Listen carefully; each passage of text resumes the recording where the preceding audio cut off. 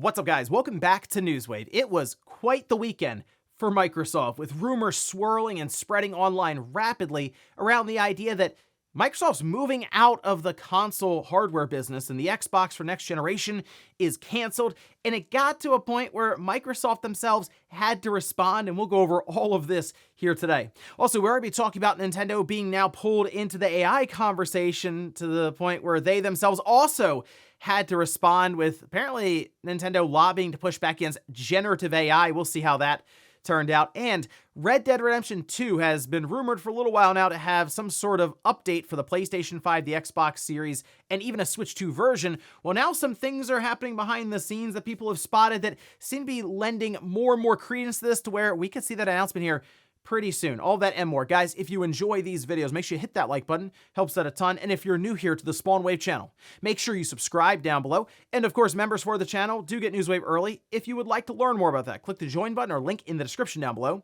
we're going to start today with Ghost of Yotei and some very early sales indicators for it. Now, these come out of the UK on like Sundays. We'll see maybe Christopher Dring post about how a new release did there.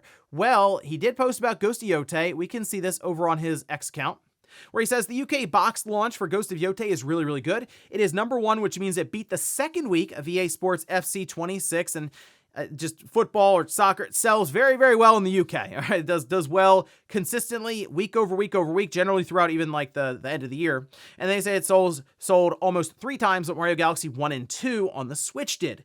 They don't report much on physical charts these days, and it makes sense. Look, physical, we know, is a much smaller piece of the pie than it was, we'll say, 5 or 6 years ago. And one good point here, as they mentioned, it's actually down about 40% from Ghost of Tsushima when that launched in 2020.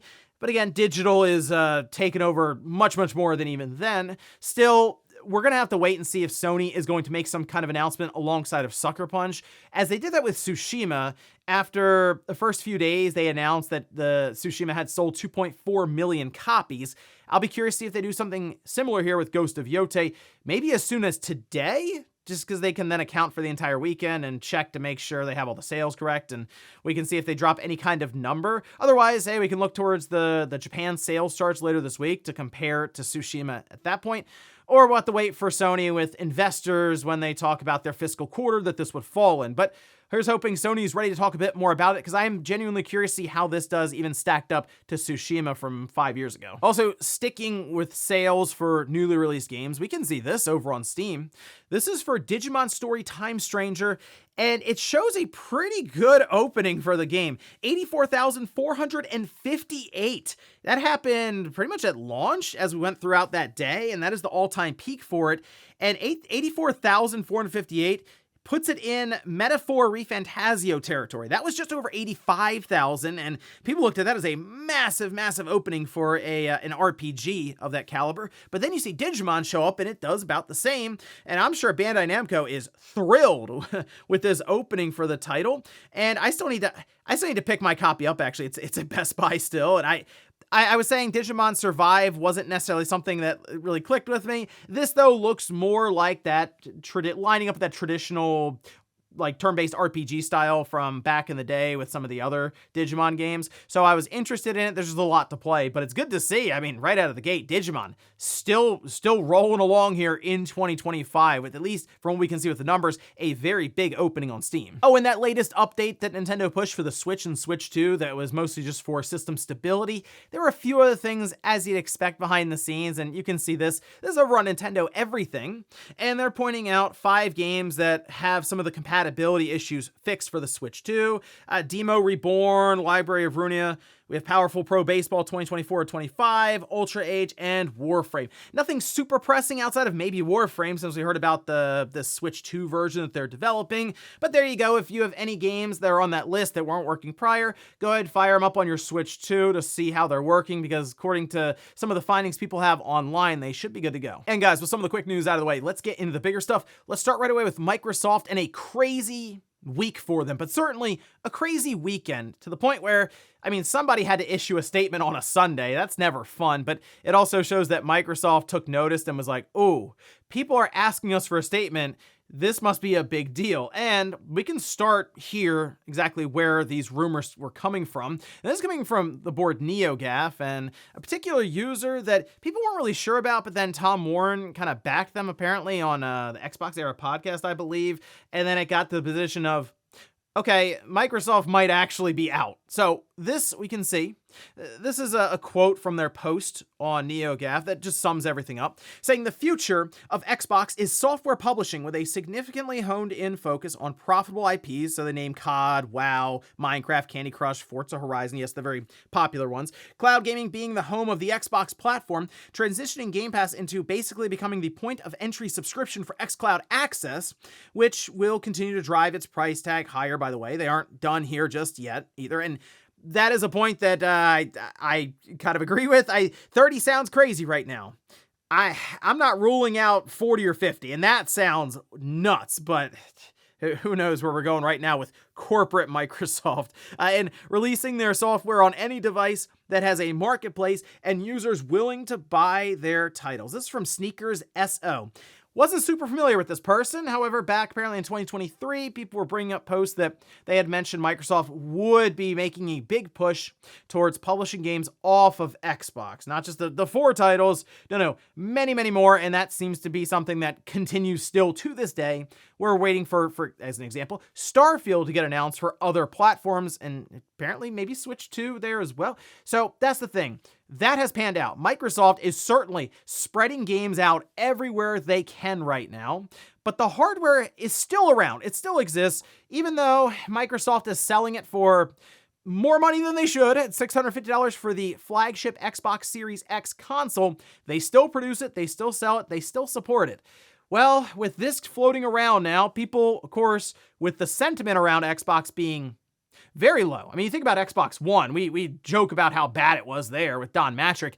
It's lower right now, I'd say. Just looking around, it is. So it's not surprising to me that people immediately went, yeah, it makes sense. Okay, I can see that. Of course, they're getting out of consoles. I mean, look what they're doing right now. Some stores are apparently getting rid of their stock for it. Sam's Club came up. We talked about Costco, where they're just not selling Xboxes anymore, and who knows, that list might continue growing.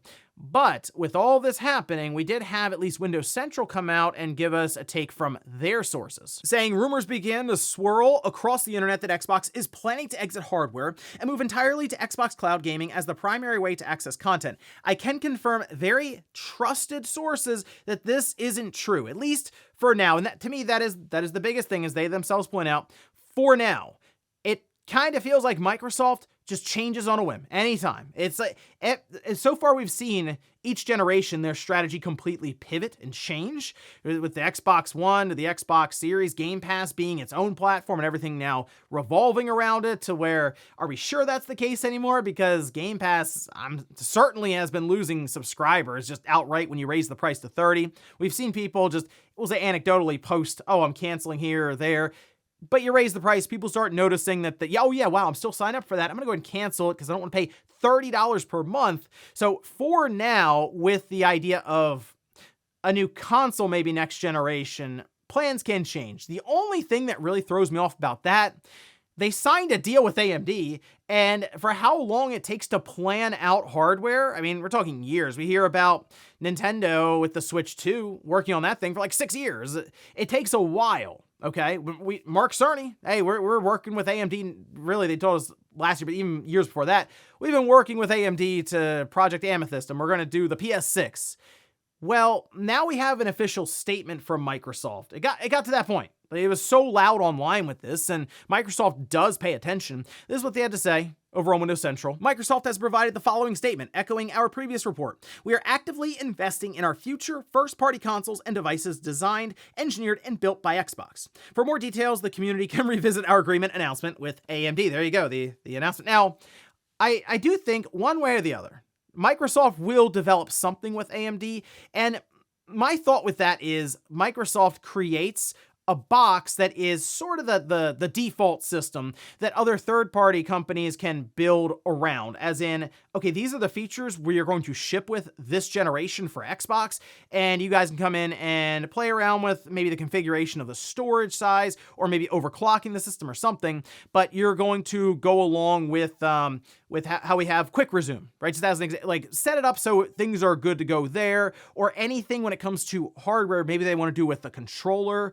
or any other features where they have a newer version of Wi-Fi or Bluetooth or something. So for me, looking at this, I do believe Microsoft is, yes, developing a new chipset with AMD, but I almost wonder if they develop their own Z2 or Z2 Extreme, sort of, and then they have that chip that they can have other companies come in and use if they want to build a console, a handheld. There's a lot of things I'm sure they want to do. I just believe that right now Microsoft's overall focus is the OS. I feel like they want to make this thing go across all these different devices. Yes, even a handheld like we're seeing the Ally X, the ROG Xbox Ally X. That's a candidate there. Consoles and so on, and probably I assume just a PC. Like if you're at home and you have Windows, eventually you'll get to a point where you can click a button and it'll kick you over into the full screen PC experience with Xbox, and your library will be there. That I really do believe Microsoft, a software company, that's what they want to do. But there's still a lot of questions around how that will work for people who have an Xbox now. Do you still pay for online then? If you're a Game Pass subscriber, like, do you have to? Because PC gaming doesn't? Do all of your old legacy purchases still follow through, especially if they're from the Xbox 360 generation? Does that all work?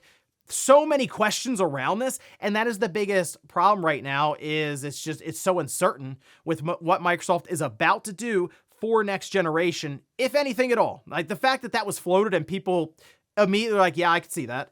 That's a problem for the brand, because if I said, hey, there's not going to be another Nintendo system, this is it, you're seeing it right now, no more hardware, or hey, the PS6 is canceled, you'd look at me like I have 3 heads. That's not happening. What are you talking about? But man, people saw that with Xbox, like, yeah, that makes sense.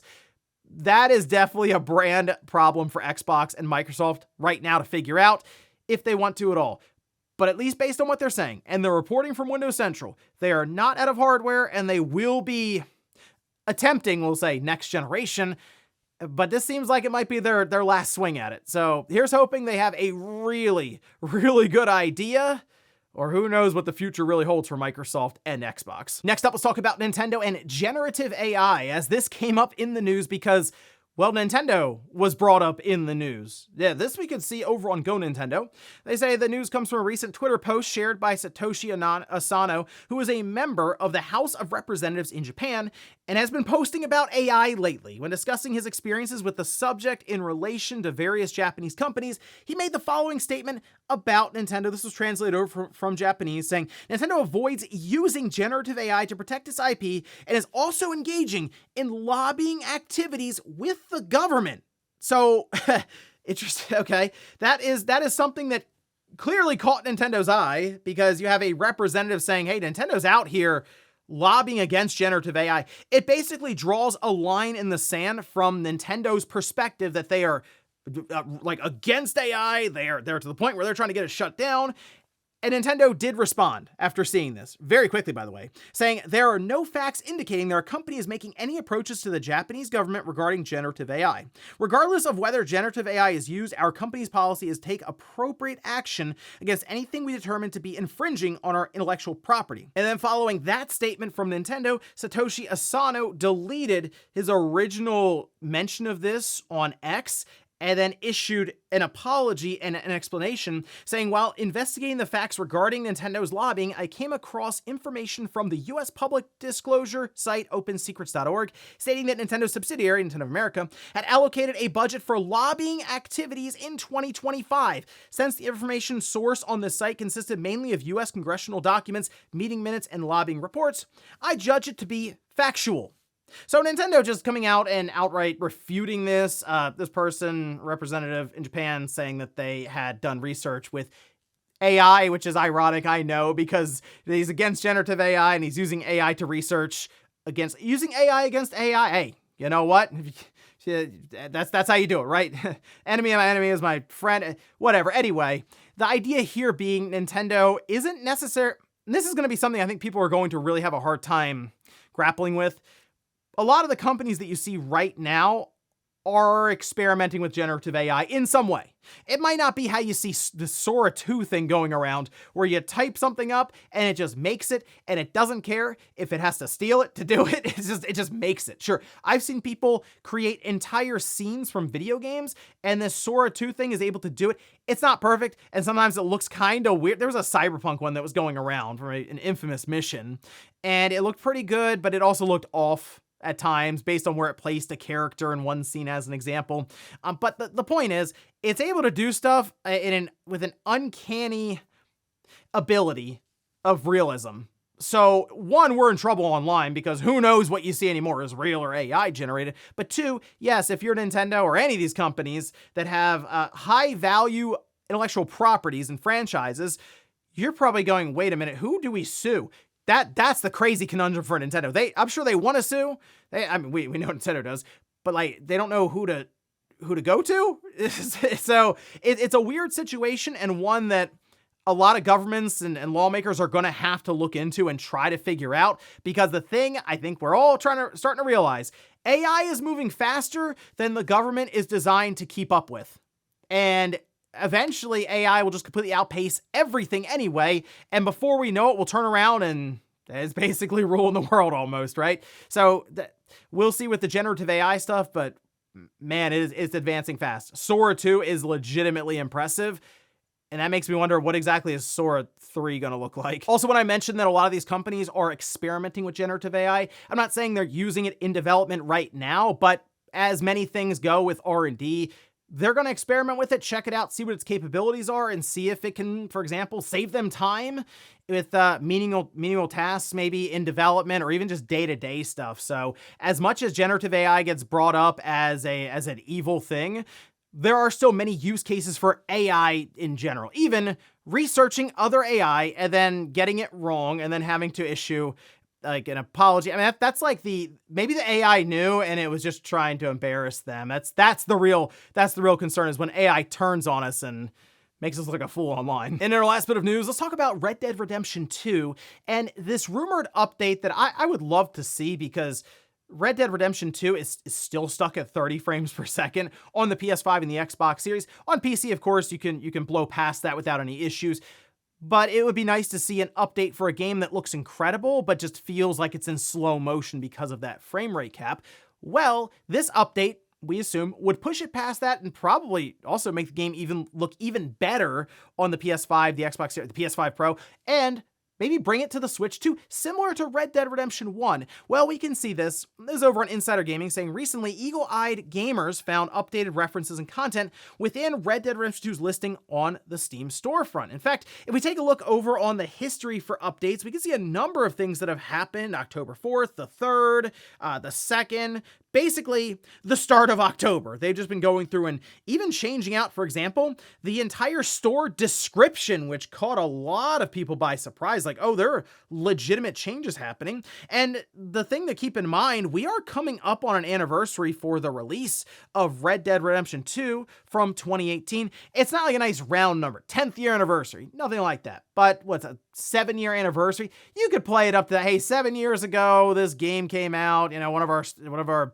star achievements or whatever. And now we are bringing an update for the newer systems, or the current systems at this point, and the Switch 2. And we're going to release it in a few weeks or something. That's how they did it with Red Dead Redemption 1. So it wouldn't shock me if they did the same thing with Red Dead Redemption 2. So I guess keep an eye out later on this month for that to be happening, because otherwise it would be kind of weird to do that at the beginning of next year when it's going to be all eyes on Grand Theft Auto 6 and like full speed ahead. It'd be odd to be halfway through that marketing and be like, hey, Red Dead Redemption 2 update. Better to do it now before that trailer, 3 drops for GTA 6, most likely to kick off 2026. And before we go to the comments of the day, we'll take a look at the poll that I posted up yesterday, where I asked, what was the first Xbox console you played? 57% said the original Xbox, 36% said the 360, and I noticed Xbox One was only 4%, 3% for the Xbox Series.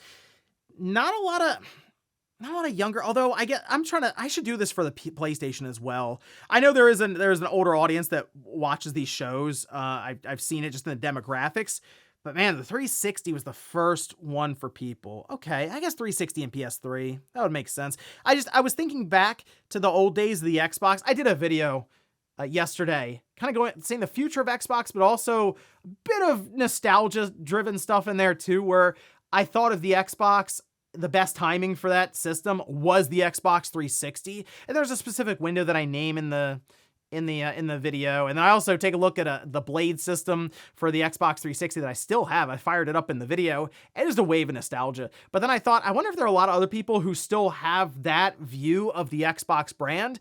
And I think most of that has to do with where you started. And yeah, it seems like a lot of people started original Xbox or the Xbox 360. For me, it's original Xbox, the first one I played. Halo, 2001. Those are the good days.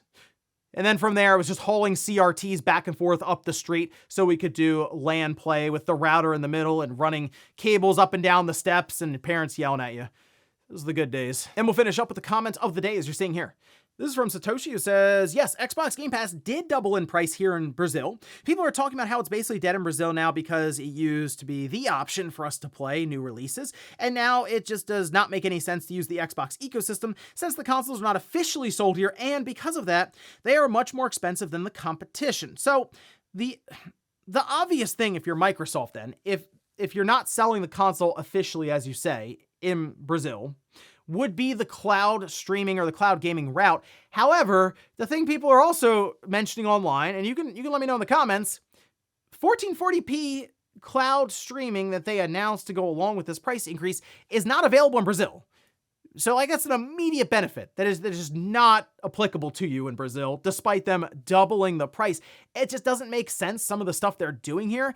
And it does feel like you have the gaming side of Microsoft, that's Xbox. You have the corporate side of Microsoft, that's like the AI, cloud, Satya Nadella, and all of them. And they go, hey, you need to make more money. Just go ahead and start moving prices up across the board. And we're seeing it. It feels like the side making the decisions is not very aware of the gaming space at all, and it's showing because it's like, who knows what Microsoft's gonna do next, because none of this makes sense now anyway. And ladies and gentlemen, that's gonna do it here for Newswave. If you enjoyed this video, guys, hit that like button. If not, hit the dislike. Leave comments down below about everything we talked about here today. If you missed last week's Newswave, I'll leave it up here in a card. Or maybe you want to hear more about the uncertain future of Xbox and a little bit of Xbox 360 nostalgia talk thrown in. I did that video over the weekend. I'll leave it right below it. Thanks guys for watching, and I'll see you next time.